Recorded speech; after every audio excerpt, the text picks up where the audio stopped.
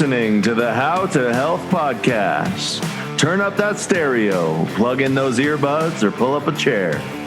It's time to master your health journey. Here are your hosts, Dr. Heidi Cook and athletic trainer Tyler Smith. Let's ride.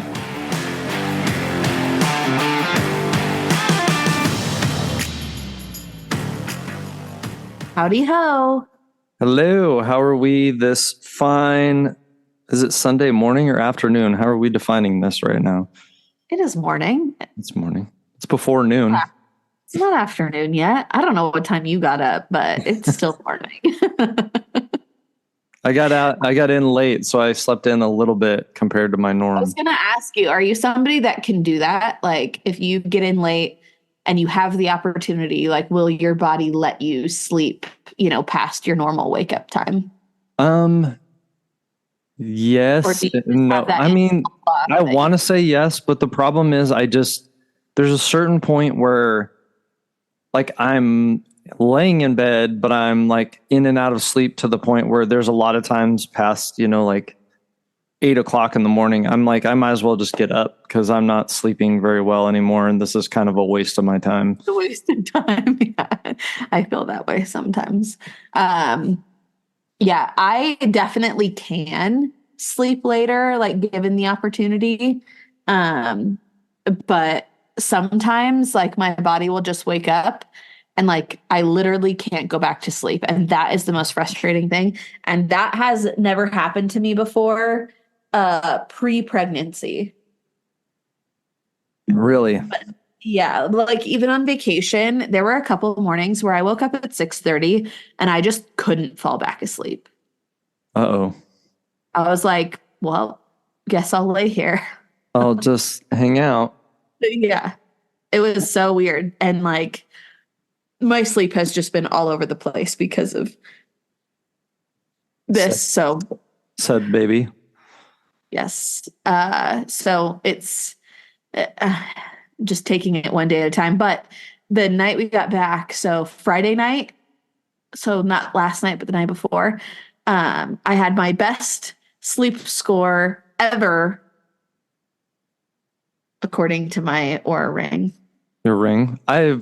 My watch keeps track of my sleep score, and I don't actually know if I like seeing my sleep score. Sam and I have had this discussion, and because he was hesitant about getting one because, I talk a lot about how it can be a hindrance, right? Like, it can become an excuse if you got like a bad night's sleep or your recovery score is low or, whatever. Like it can just be one more reason not to do something for yourself. But what I like to often mention is, getting clear on your patterns, I think can be really beneficial overall because they're using, proprietary, equations and technology. Proprietary blends of technology. Yes, to give you these, kind of at the end of the day, what ends up being like arbitrary scores, what I mean? And so it's like, okay, you're telling me my sleep was fair instead of good. And it's like, okay, that could make me feel really bad or make me feel more tired or make me, feel like I can't give 100%. But if, my general scores or patterns hover around this point, then like, okay. And then it gives you something to improve on. If you're comparing your scores against your scores, I think is the key versus your scores versus the norm.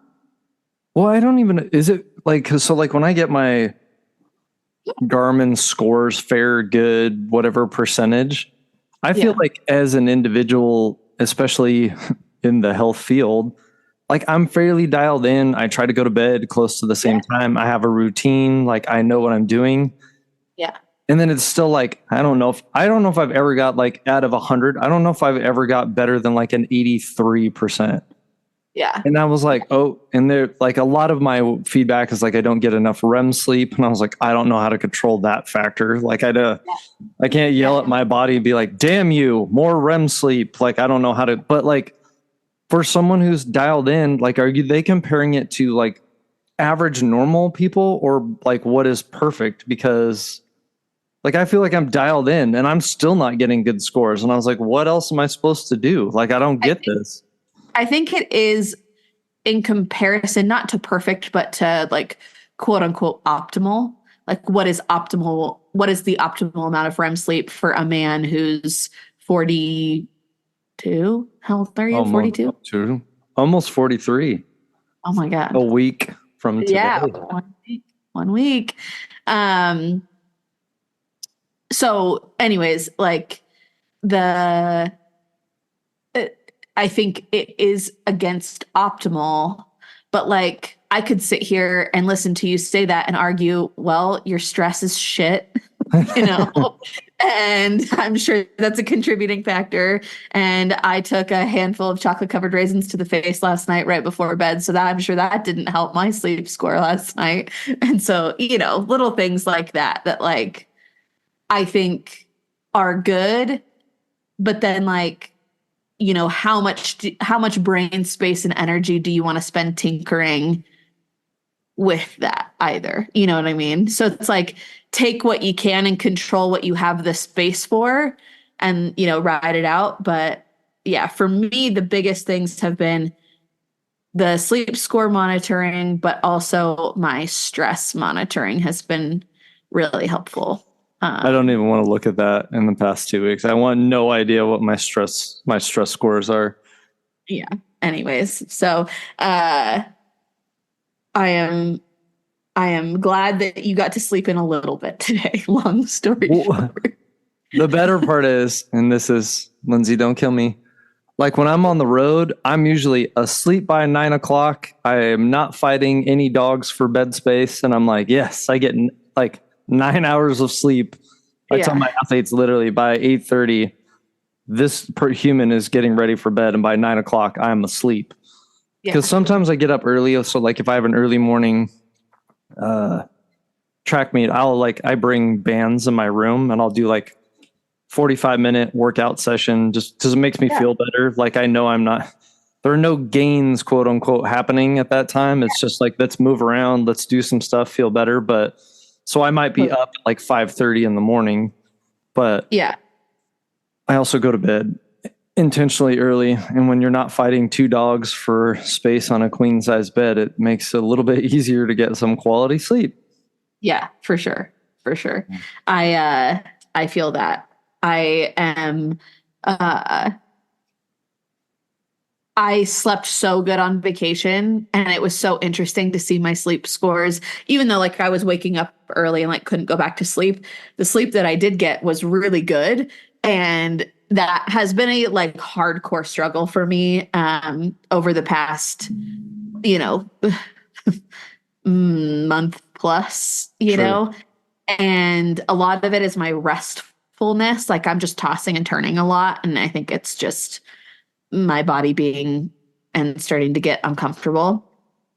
But I was laying there and I was like, man, like I'm getting the best sleep scores ever here. And like, I didn't have, my special pregnancy pillow. I didn't have, like you would think that you would get like the best sleep in your own bed and all this stuff. And Sam is like, you're not stressed. Yeah, exactly. I was just going to say that same thing. It's like you're on vacation, the stress level is way low. Stress is so low. And he was like, look at your stress scores. And it was so true. Like my stress was like through the floor, like I had no stress. And I feel like I talked a big game of how I've done such a good job of like balancing work and not work life, over the past year. And I feel like I've made big improvements. But I think the interesting thing is, and it still kind of holds true, is that unless I like fully step away, like go on vacation or something like that, which honestly, even like a year ago or more, maybe 2 years ago, like I wouldn't have been able to do that and turn work off. But like I left last week and I left. I think I sent you like 2 emails. I sent Kaylee like a single email message and you know, answered a few DMs here and there. And like, you know what I mean? Like I was out of commission and I uh I think that was a kind of not like a wake up call, but just like an interesting observation of even when I'm taking time away or off or whatever at home, I'm still not like fully away. Like I can't like turn it off. Sure. I need to like physically remove myself for it to like be turned off. You know what I mean? Yeah, and I think 2 things. I think it's funny nowadays how like we have like this chronic low level stress at all times. Like we don't have, and what I mean by that is like in comparison to humanity growing up, we have like less big stress. Like I'm not worried about a saber-toothed tiger coming to eat me, or I'm not like worried about like if I don't find some animal we're not eating, we're all going to starve to death. But it's like this low level chronic stress that is just there. And well, and the hard part for me is, so I've tried to do, because I mean, in similar facets, like when you're in my position too, there's always something going on, whether it's through the school or athletes, like you can't get away because someone always needs something from you. Yeah. And like, that's the hard part, because I never know what to do, because for me, if I unplug completely, I feel like there's an avalanche when I come back, just like this massive. And then my stress goes from like, cool, I chilled the whole time, to like way up here. And so like, I will periodically even just go into town, because I usually go camping, like, and just check things, because I was like, okay, at least I know what's coming back, but I don't know if that's a healthy alternative or not. Yeah. Yeah. I think, you know, figuring out how you manage the stress is the best. Like I definitely know that there's you know, a small mountain waiting for me tomorrow to, you know, tackle my way through, but it's nothing crazy. And but like I think that's just a benefit of the how I've set things up too, you know, but like that's again within my control, and all we can say is, you know, control what you can control, and you can't control your, you know, however many athletes. Yeah, it definitely helps that 2 of us work the same sport, because usually one of us is in town, so you're like, okay, well, at least that person can tackle most of that. Like when you're by yourself, you never know what's going to happen. So totally. I did want to, how is Mr. Potato Head doing lately? Mr. Potato Head is no longer a potato head. I feel like I can't move on from that. He's just going to be Mr. Potato Head for here on. What's funny is like that gave me such a little image of him just floated, like this little potato head floating around in there, which just I can't move past. For everyone that's listening, I'm calling dibs. His first present from me will be a Mr. Potato Head. A Mr. Potato Head. That is fair. Okay, so we are on week 25, I believe. Yes. Week 25. In one day. He is as big as a bunch of grapes. I was going to say, depends. That's like a weird analogy. Big is your bunch of grapes? Yeah, exactly. I've had small bunches of grapes, and think of like a stereotypical decorative bunch of grapes. Okay. You know, like the fakey ones. The fakey ones, yes. Yeah, that's kind of what this picture looks like. 13.3 inches, but I doubt my son is 13.3. And he weighs 1.7 pounds. 1.7 pounds. Which is probably correct.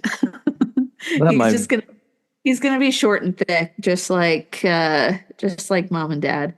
Sam and I always made jokes, like even before we were, trying to have kids or whatever, we used to always just say, like, our kids are doomed. They're not gonna be able to reach the top of a door frame, and they're not gonna be able to fit through it without turning sideways because both have like these super broad shoulders. Like we are both very broad shouldered and short, and our kid is just gonna be a square. It's gonna.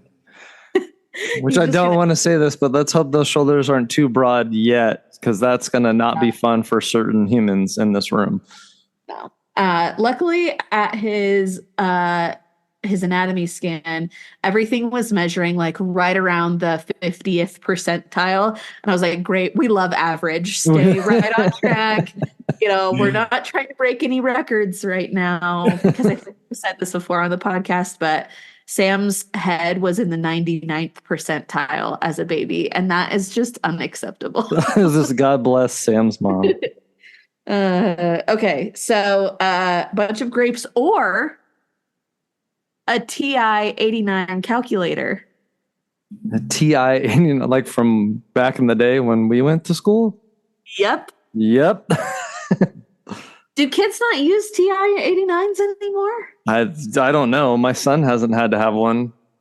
I feel like you don't. And I mean, not that they're going to let you, but pretty much anything you need, you could probably put on your phone right now. But like, the school can't expect all of their students to have a smartphone. I don't. Yeah. And like the graphing function, I use that less than 10% of the time. Most of the time I was just playing games on it all the time. Writing boobs with his okay. Yes, TI 89.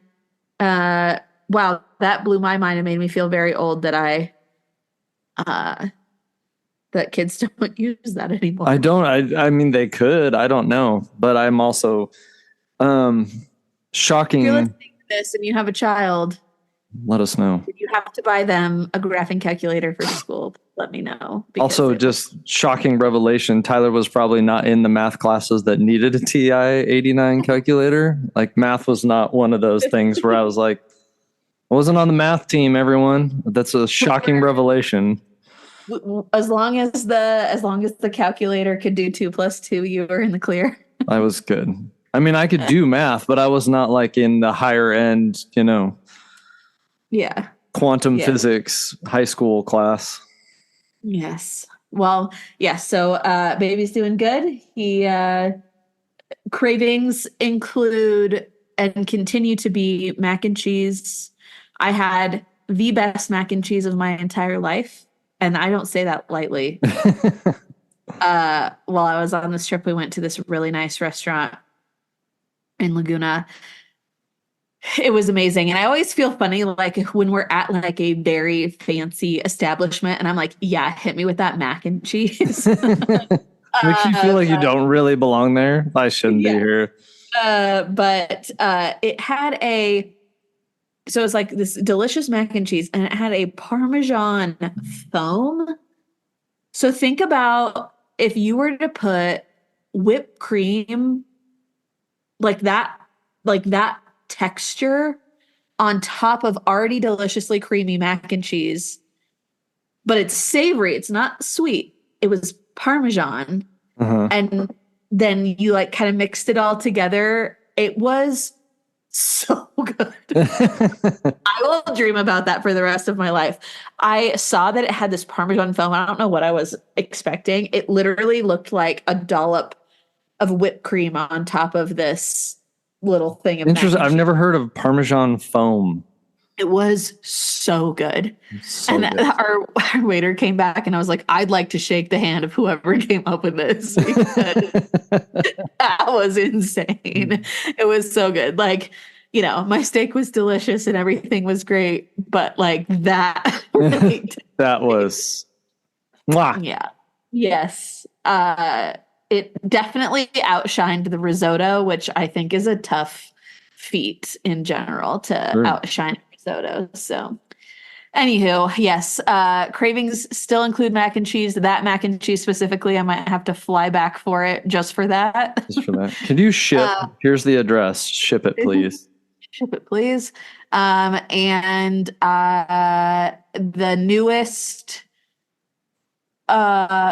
craving, but it's kind of on par with all the things that I have been craving, which is like fruity. Like I just want fruit endlessly. And like sweet, like I have a big sweet tooth, but it's like a fruity sweet tooth, which is weird because that's not very much like me. Like I was always like a chocolate gal before, but I've been on the sorbet train. I saw that. I was also going to make a smart ass comment about watch the fruit. That's a lot of sugar, which is not true. Right? Yeah. But I was like, I could make a lot of comments right now about the sheer quantity of fruit I've eaten. And like, you know what? There's no way I would have passed my gestational diabetes test if fruit had too much sugar, because I've been eating it by the truckful. But and passed the gestational diabetes test. So didn't have to go back for the 3-hour long marathon. No, which I am very thankful for. So, past the 1 hour, and I quote, with flying colors. Oh, there you go. Shout out body on that one. Shout out. Just Thanks, giving yourself Spotty. a little love there. Thanks, Spotty. Yeah. Thanks, Spotty. I really didn't want to do that 3-hour one, so appreciate the effort. So yeah, things are good. We're cooking along, and we've just got a little calculator floating around in there. I'm gonna stick with the potato head from here on out. Okay. It's got a Mr. Potato Head chilling. He's gonna get bigger. Nope, he'll just be a bigger size potato head at all times. That's right. Well, since we're kind of recording this on a Sunday, it's also Valentine's this week, which is fun. Love Day, love month, all the things. We wanted to keep it short, keep it sweet, keep it fun, keep it light, because I knew that I was not going to be prepared to have a serious conversation on a Sunday morning. I don't know about you. I was questioning it myself, considering I got in late last night. I was like, we can't go too serious because I don't know if my brain's going to calculate that fast. No, I don't think so. But I wanted to do something kind of fun.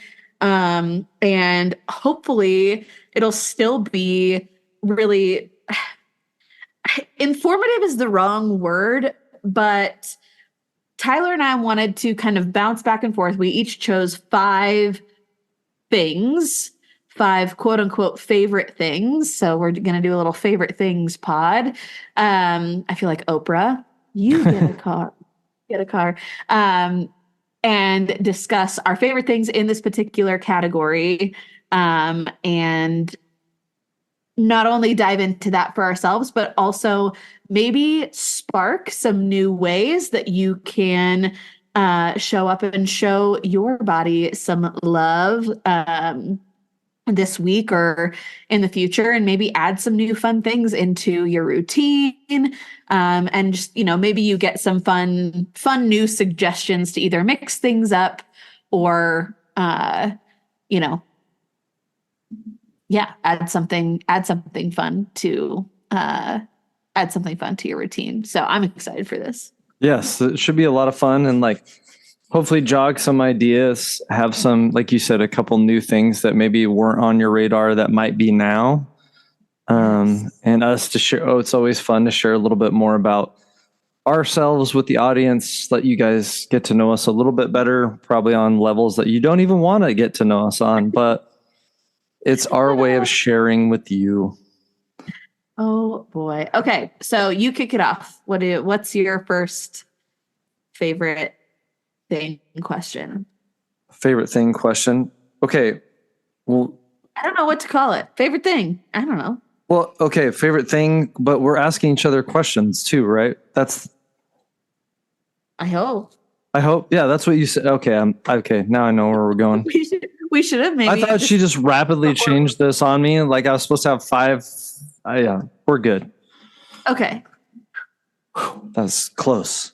Close.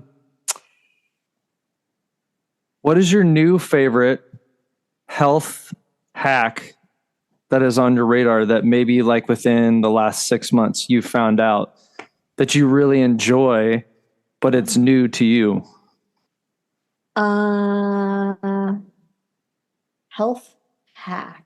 Or you know what I mean? Something new that like popped across with health and fitness that you've integrated that you're like, hey, I didn't think I was going to like this, but actually it's worked out really well. I think I have to, I already talked about it today, but I think I have to go with my Oura Ring. Really? Yeah. I was a skeptic. I've talked negatively about wearables in general, but I always caveat that with, making sure you're in the headspace to be able to take in the data and not have it run your life, Yeah. But how can you allow it to influence you in a positive way? Like what information can you glean from that will spark positive changes? Because that's the other thing is like data for data's sake is also a waste, Yes, it is.